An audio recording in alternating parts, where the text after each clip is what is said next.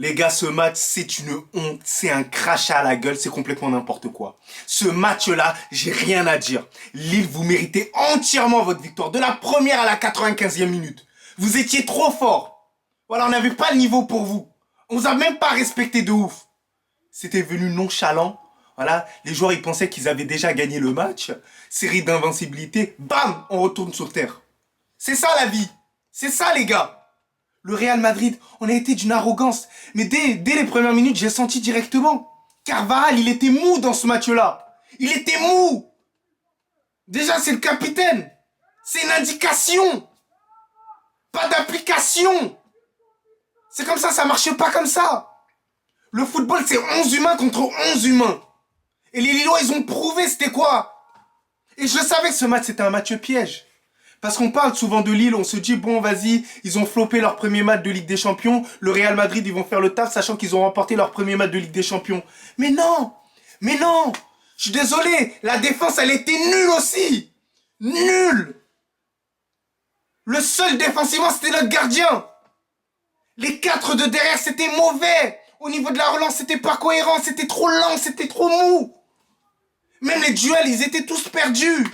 Rudiger, alhamdoulilah, il n'a pas été expulsé. C'était un match catastrophique. Et heureusement Carlo Ancelotti qui fait sortir Militao à la mi-temps. Heureusement, parce que c'était pas bon. Au milieu de terrain, on s'est fait tourner, on s'est fait balader.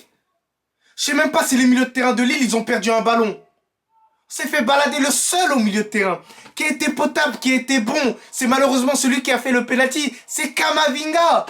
Et il revient de blessure. Je suis désolé sur ce match-là, ok, Bellingham il court partout sur le terrain, c'est très très bien, il n'y a pas de souci, voilà. Mais ce match il est pas bon. Il est pas bon, il n'était pas présent. Et quand tu es un joueur du Real Madrid, tu devrais quand même montrer une aisance technique par rapport aux adversaires de Lille. Parce que moi je commence à en avoir marre. Le Real Madrid, tout le temps les matchs, on est obligé de les gagner avec une difficulté. En mode une rigidité. Il n'y a aucun match, depuis le début de la saison, où on gagne avec une facilité déconcertante. Où les commentateurs ils disent « Ouais, le Real Madrid s'est imposé face à Lille avec toute facilité et avec une logique, mais sans discuter. » Tout le temps, le Real Madrid, on est obligé de reculer, on est obligé de jouer à un bloc bas contre une équipe plus faible que nous techniquement. Manque d'ambition. Incroyable, Vinicius, c'est l'un des premiers matchs que j'ai vu qu'il a fait. C'est l'un des pires matchs que j'ai vu de Vinicius ces dernières années. Il a été mauvais. Mais vous voyez, d'habitude, il peut être mauvais, mais tu le vois sur le terrain. Mais là, tu l'as pas vu. Il était fatigué aujourd'hui. Je sais pas ce qu'on lui a fait aujourd'hui. On a retrouvé l'ex-Vinicius. Qu'on devait plus faire la passe, que Benzema, il a dit ça. Non, c'est une dinguerie. Face à Lille.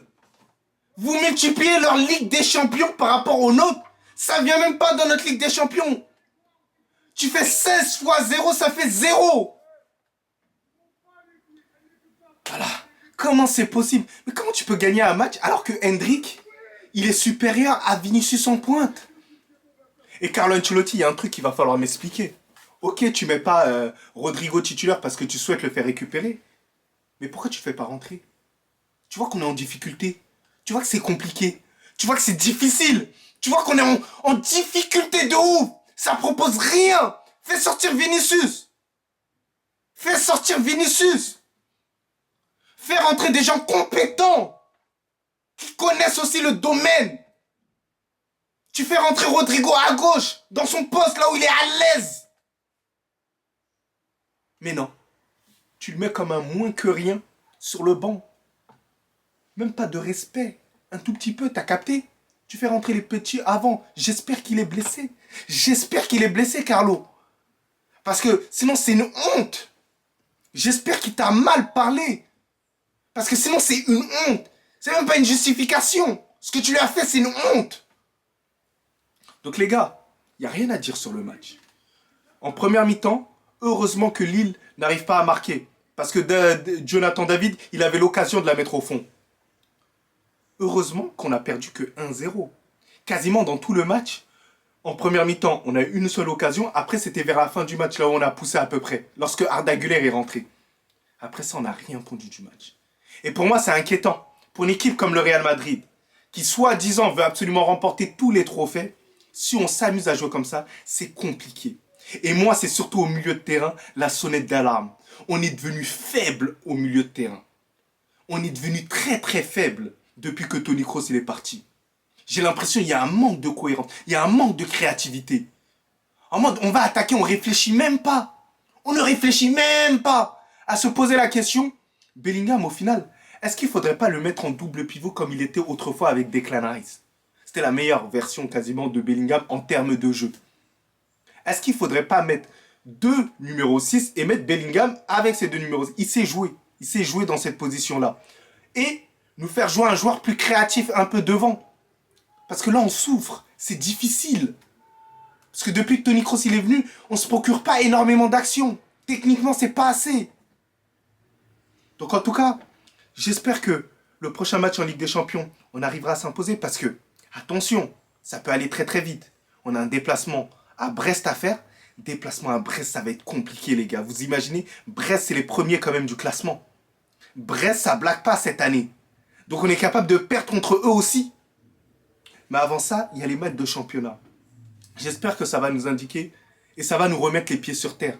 Parce qu'on a pris trop la confiance. On perdait pas, on était devenu arrogant, on a regardé Lille un peu haut comme ça, voilà. On les regardait même pas trop. Je les ai vus sur les attitudes. C'était pas assez. C'est bien fait pour nous. Et encore félicitations à Lille. Hein. En défense, c'était solide comme jamais. Milieu de terrain, c'était solide comme jamais. Attaque, c'était solide comme jamais. Ils étaient comme un bloc. Nous, on était disloqués, par-ci, par-là. Attaquants, ils étaient là-bas, ils défendaient même plus. Milieu de terrain, ils étaient par-ci, par-là. Et en défense, c'était par-ci, par-là.